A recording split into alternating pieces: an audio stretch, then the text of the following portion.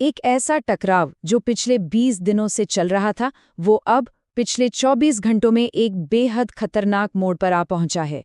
इसका असर अब सिर्फ जंग के मैदान तक ही नहीं है, बल्कि पूरी दुनिया की इकोनॉमी को हिलाकर रख रहा है।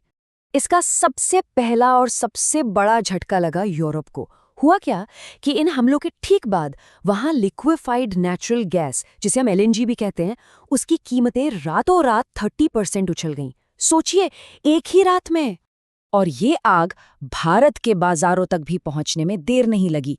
सेंसेक्स 2500 पॉइंट्स नीचे गिर गया और सिर्फ एक दिन में इन्वेस्टर्स के 12 ट्रिलियन रुपये डूब गए। ये मार्केट में फैली जबरदस्त घबराहट का साफ साफ इशारा था। तो चलिए, आज इस पूरी सिचुएशन को परत दर परत समझते हैं। हम शुरू करेंगे ग्लोबल प्राइस शॉक से, फिर दुनिया के सबसे बड़े गैस फील्ड पर हुए हमले की बात करेंगे। इसके बाद ईरान का जवाबी हमला, उसके लंबे समय तक रहने वाले नतीजे और एक संभावित डिप्लोमैटिक धोखे को देखेंगे, और आखिर में कुछ बहुत जरूरी सवालों पर गौर करेंगे। तो सबसे बड़ा सवाल यही है कि 20 दिन से चल रहे इस युद्ध के बाद अचानक से बाजारों में इतनी उथल-पुथल क्यों मची है? इस आर्थिक भूचाल की असली जड़ क्या है?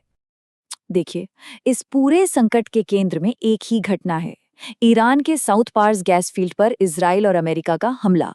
और ये हमला तब हुआ जब ईरान बार बार खुली चेतावनी दे रहा था कि अगर उसके एनर्जी ठिकानों को छुआ गया तो वो पूरे खाड़ी क्षेत्र में जवाबी कार्रवाई करेगा। तो सवाल उठता है कि ये साउथ पार्स फील्ड आखिर इतना खास है क्यों? दरअसल ये दुनिया का सबसे बड़ा, जी हाँ, सबसे बड़ा नेचुरल गैस का भंडार है। इसे आप एक तरह का भूवैज्ञानिक खजाना समझ सकते हैं, जो फारस की खाड़ी में है, और इसे ईरान और कतर दोनों देश शेयर करते हैं।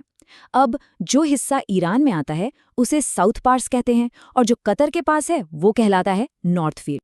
अब ये कितना बड़ा है, इसका अंदाजा इस बात से लगाइए कि यहाँ 10,800 ट्रिलियन क्यूबिक फीट गैस मौजूद है।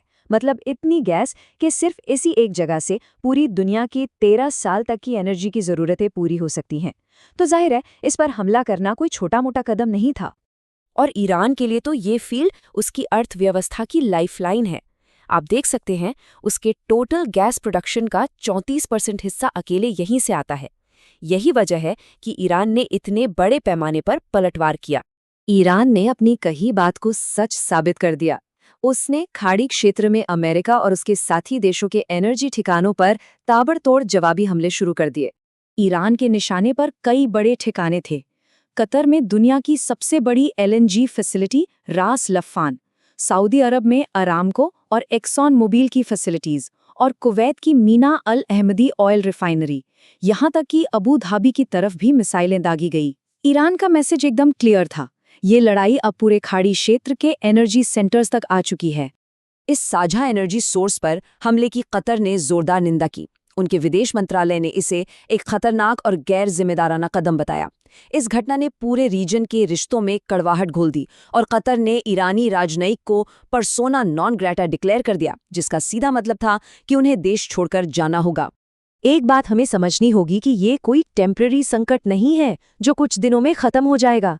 एलएनजी प्लांट जैसी कॉम्प्लेक्स चीजों को जब नुकसान पहुंचता है, तो भले ही लड़ाई कल रुक जाए, इसका आर्थिक असर आने वाले कई सालों तक महसूस होता रहेगा। तो ये डोमिनो इफेक्ट पूरी दुनिया की अर्थव्यवस्था पर कैसे असर डाल रहा है? पहला, राज लफान जैसे प्लांट्स जो दुनिया को 20% एलएनजी सप्लाई करते हैं, उन्हें दोबारा खड़ा करने में सालों लग जाते हैं। दूसरा, भारत जैसे देश जो अपनी 40% एलएनजी कतर से लेते हैं, उनके सामने अब गैस की भारी किल्लत है। तीसरा, खाद के कारखाने नेचुरल गैस पर चलते हैं तो उनका प्रोडक्शन रुक गया है। इसका सीधा असर खाने पीने की चीज़ों की कीमतों पर पड़ेगा। और आखिर में स्टील जैसी इंडस्ट्रीज में गैस की कमी से प्रोडक्शन कम हो रहा है, जिससे नौकरियां जाने का खतरा भी बढ़ गया है। अब आते हैं इस कहानी के एक बहुत ही दिलचस्प राजनीतिक पहलू पर।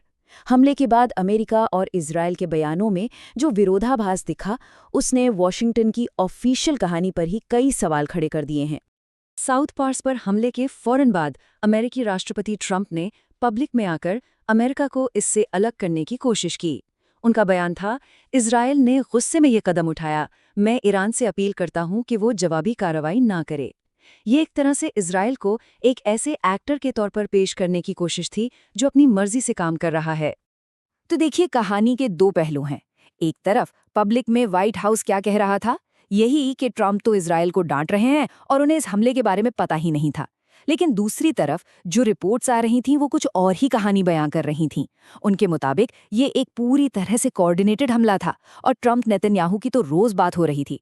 तो कई लोगों को लग रहा है कि ये अमेरिका और इजराइल की एक गुड कॉप बैड कॉप वाली सोची समझी चाल है। और इस टकराव की कीमत वो भी बहुत बड़ी है। पेंटागन ईरान के साथ जंग के लिए $200 बिलियन का बजट मांग रहा है। आपको अंदाजा है ये कितनी बड़ी रकम है? ये ईरान की पूरी जीडीपी का लगभग 50% है। इससे पता चलता है कि ये मिलिट्री ऑपरेशन कितना बड़ा है और इसका सारा बोझ अमेरिकी टैक्स पेयर्स पर पड़ेगा। तो अब तक हमने इस घटना के क्या और कैसे को समझा, लेकिन अब उन बड़े और ज्यादा परेशान करने वाले सवालों की ओर बढ़ते हैं जो ये पूरी स्थिति हमारे सामने लाकर खड़ी करती है। 20 दिनों की जंग और इन तबाह करने वाली घटनाओं के बाद, जिसमें एक देश के एनर्जी सोर्स पर हमला होता है और जवाब में पूरा इलाका अस्थिर हो जाता है, सोर्स एक बहुत ही चुभता हुआ सवाल पूछता है, असली आतंकी राष्ट्र कौन है? और ये एक ऐसा सवाल है जो इस पूरे टकराव के नैतिक और राजनीतिक पहलुओं पर हमें गहराई से सोचने पर मजबूर कर देता है।